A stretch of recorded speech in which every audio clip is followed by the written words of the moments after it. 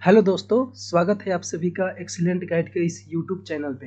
दोस्तों यहाँ हम SSC GD, SSC MTS, Agniveer और फायरमैन के लिए जीके जीएस को पढ़ेंगे।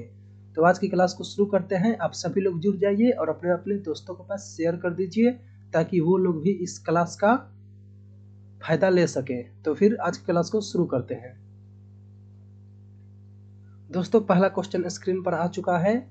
विजयनगर किस नदी के तट पर स्थित है?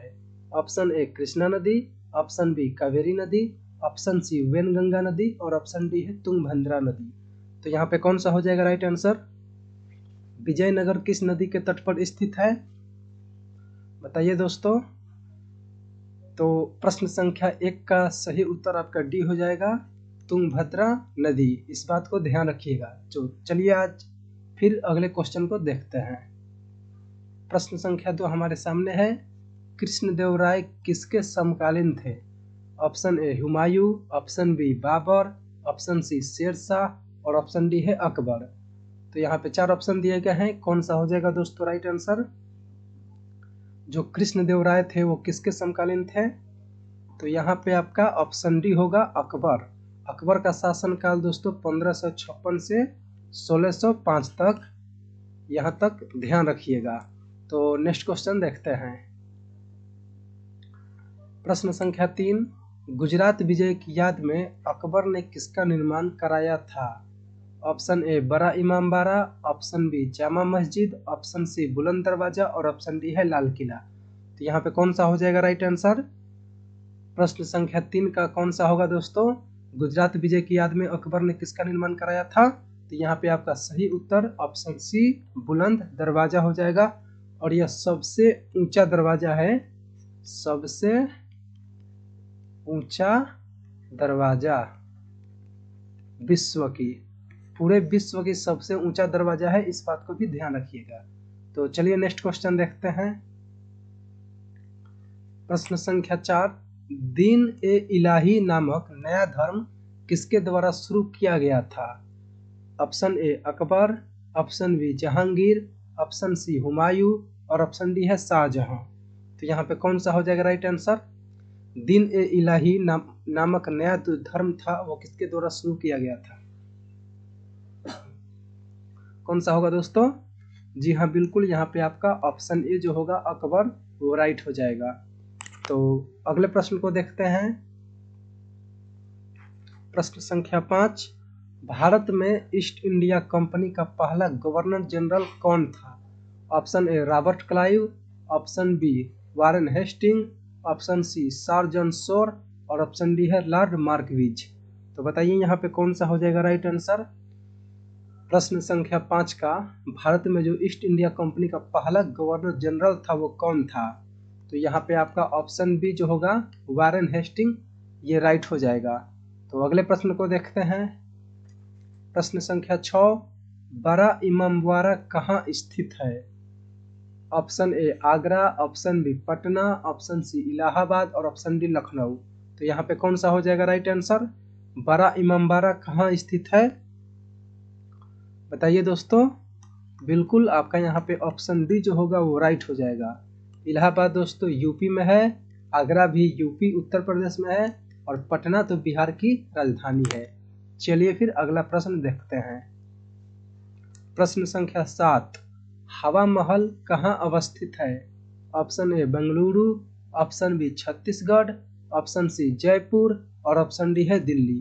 तो यहाँ पे कौन सा हो जाएगा राइट आंसर? हवा महल कहाँ अवस्थित है, बताइए कौन सा हो जाएगा दोस्तों? बिल्कुल आपका ऑप्शन सी जयपुर। जयपुर दोस्तों राजस्थान, राजस्थान, ठीक है, याद रखिएगा। राजस्थान की राजधानी भी जयपुर है और हवा महल यहीं पे स्थित है। दोस्तों जो छत्तीसगढ़ है इसको चावल का कटोरा कहा जाता है, चावल का कटोरा। तो कभी आपसे पूछ लिया जाए चावल का कटोरा किस राज्य को कहा जाता है, तो ये हो जाएगा। और एक प्रश्न पूछा जाता है कि दिल्ली किस नदी के किनारे स्थित है, तो ये भी याद रखिएगा, यमुना नदी। यमुना नदी के किनारे दिल्ली जो शहर है वो स्थित है। अगला प्रश्न को देखते हैं। प्रश्न संख्या 8, भारत का प्रथम गवर्नर जनरल व वायसराय था? Option A Lord Canning, option B Lord Minto, option C Lord Hasting और ऑप्शन डी है लॉर्ड कर्जन। तो यहाँ पे कौन सा हो जाएगा राइट आंसर? भारत का प्रथम गवर्नर जनरल कौन था? गवर्नर जनरल और वायसराय बताना है कौन सा हो जाएगा। तो यहाँ पे आपका ऑप्शन ए लॉर्ड कैनिंग जो है वो भारत का प्रथम गवर्नर जनरल और वायसराय था। यहाँ तक तो क्लियर हो गया होगा दोस्तों। यदि आप चैनल पर नए हैं तो चैनल को सब्सक्राइब कर दीजिए, साथ में वीडियो को लाइक कर दीजिए। और यदि आप क्लास और देखना चाहते हैं तो प्लेलिस्ट में मिल जाएगा, पिछले जितने भी सेशन हुए हैं वो सब। चलिए फिर अगला प्रश्न देखते हैं। प्रश्न संख्या 9, स्वामी विवेकानंद का मूल नाम क्या था? Option A Batukeshwar Dutt, option B Narendra Nath Dutt, option C Krishna Dutt और ऑप्शन डी है सुरेंद्र दत्त। तो यहाँ पे कौन सा हो जाएगा राइट आंसर? स्वामी विवेकानंद का मूल नाम क्या था दोस्तों? यहाँ पे आपका राइट आंसर ऑप्शन बी होगा, नरेंद्र दत्त। यहाँ तक तो क्लियर। चलिए फिर अगला प्रश्न देखते हैं। प्रश्न संख्या 10, सत्यार्थ प्रकाश पुस्तक के लेखक कौन है? Option A Rabindranath Tagore, option B Dayanand Saraswati, option C Jayadev और ऑप्शन डी है कालिदास। तो कौन सा हो जाएगा दोस्तों राइट आंसर? सत्यार्थ प्रकाश पुस्तक के लेखक कौन है बताइए जी। यहाँ पे आपका option B Swami Dayanand Saraswati right हो जाएगा। चलिए फिर अगला प्रश्न देखते हैं। प्रश्न संख्या 11, भारत में अंग्रेजी शिक्षा किसके द्वारा लागू की गई थी? Option A Warren Hasting, option B Lord Dalhousie, option C Lord Ripon और ऑप्शन डी है विलियम बेंटिक। तो बताइए यहाँ पे कौन सा हो जाएगा राइट आंसर? भारत में अंग्रेजी शिक्षा किसके द्वारा लागू की गई थी? तो यहाँ पे आपका ऑप्शन डी जो होगा वो करेक्ट हो जाएगा, लॉर्ड विलियम बेंटिक द्वारा। तो अगला प्रश्न देखते हैं। प्रश्न संख्या 12 दोस्तों, स्वामी विवेकानंद किस स्थान पर हुए धार्मिक सम्मेलन से प्रसिद्ध हुए? Option A London, option B Paris, option C Chicago और ऑप्शन डी है बर्लिन। तो बताइए यहाँ पे कौन सा हो जाएगा राइट आंसर? प्रश्न संख्या 12 का दोस्तों ऑप्शन सी जो होगा शिकागो, ये यहाँ पे राइट आंसर हो जाएगा। स्वामी विवेकानंद यहीं के धार्मिक सम्मेलन में शामिल हुए थे। तो अगला प्रश्न को देखते हैं। प्रश्न संख्या 13, किसे आधुनिक भारत का जनक कहते हैं? Option A Lala Lajpat Rai, option B Raja Ram Mohan Roy, option C Mahatma Gandhi और ऑप्शन डी है अंग्रेजी का परिचय। ये कुछ ऑप्शन सही नहीं लग रहा, यहाँ पे आप कुछ और लिख लीजिए, जैसे दयानंद सरस्वती। टाइपिंग में मिस्टेक हो गई है दोस्तों, दयानंद सरस्वती। तो बताइए अब कौन सा हो जाएगा राइट आंसर? किसे आधुनिक भारत का जनक कहते हैं बताइए कौन सा हो जाएगा दोस्तों? तो यहाँ पे आपका राइट आंसर ऑप्शन ए हो जाएगा, लाला लाजपत राय। ओके, चलिए फिर अगला प्रश्न देखते हैं। प्रश्न संख्या 14, 1857 के विद्रोह के समय भारत का गवर्नर जनरल कौन था? Option A Lord Dalhousie, option B Lord William Bentinck, option C Lord Canning और ऑप्शन डी है लॉर्ड लिटन। तो बताइए कौन सा हो जाएगा राइट आंसर? कौन सा होगा दोस्तों? 1857 के विद्रोह के समय भारत का गवर्नर जनरल कौन था? तो यहाँ पे आपका ऑप्शन जो सी होगा लॉर्ड कैनिंग वो राइट हो जाएगा। चलिए फिर अगला प्रश्न देखते हैं। प्रश्न संख्या 15, रानी लक्ष्मीबाई का मूल नाम क्या था? Option A Jayashree, option B Manikarnika, option C Padma और ऑप्शन डी है अहल्या। तो यहाँ पे कौन सा हो जाएगा राइट आंसर? रानी लक्ष्मीबाई का मूल नाम क्या था दोस्तों? तो यहाँ पे आपका सही उत्तर ऑप्शन बी होगा, मणिकर्णिका। चलिए फिर अगला प्रश्न देखते हैं। भारत के संविधान के निर्माता किसे माना जाता है? Option A Mahatma Gandhi, option B B R Ambedkar, option C Jawaharlal Nehru और ऑप्शन डी है बी एन राव। तो कौन सा हो जाएगा राइट आंसर? भारत के संविधान के निर्माता किसे माना जाता है बताइए दोस्तों? तो यहाँ पे आपका ऑप्शन बी जो होगा वो राइट हो जाएगा, डॉक्टर भीमराव अंबेडकर। अगला प्रश्न को देखते हैं। संसद के किसी भी सदन के दो सत्रों के बीच अंतराल किससे अधिक नहीं होनी चाहिए?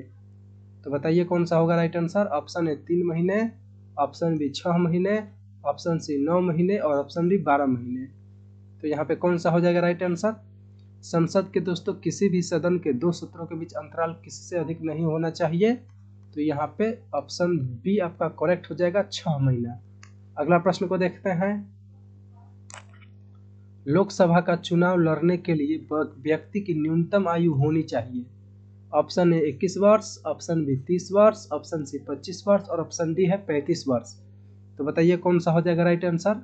प्रश्न संख्या 18 का जो है लोकसभा का चुनाव लड़ने के लिए व्यक्ति की न्यूनतम आयु होनी चाहिए, वो कितनी होनी चाहिए? तो यहाँ पे आपका ऑप्शन सी जो होगा करेक्ट हो जाएगा। चलिए फिर अगला प्रश्न देखते हैं। प्रश्न संख्या 19, राज्यपाल की नियुक्ति कौन करता है? ऑप्शन ए राष्ट्रपति, ऑप्शन बी प्रधानमंत्री, ऑप्शन सी राज्य का मुख्यमंत्री और ऑप्शन डी है लोकसभा अध्यक्ष। तो यहाँ पे कौन सा हो जाएगा राइट आंसर। राज्यपाल की नियुक्ति कौन करता है दोस्तों? बताइए कौन सा हो जाएगा राइट आंसर। तो यहाँ पे आपका सही उत्तर राष्ट्रपति होगा। राष्ट्रपति जो है वो प्रत्येक राज्य में एक एक राज्यपाल को नियुक्त करता है। चलिए फिर अगला प्रश्न देखते हैं। प्रश्न संख्या 20, राज्य मंत्रिपरिषद सामूहिक रूप से किसके प्रति उत्तरदायी होती है? तो यहाँ पे कौन सा होगा राइट आंसर। ऑप्शन ए है विधानसभा, option B Vidhan Parishad, option C राज्यपाल और ऑप्शन डी है राष्ट्रपति। तो कौन सा होगा दोस्तों।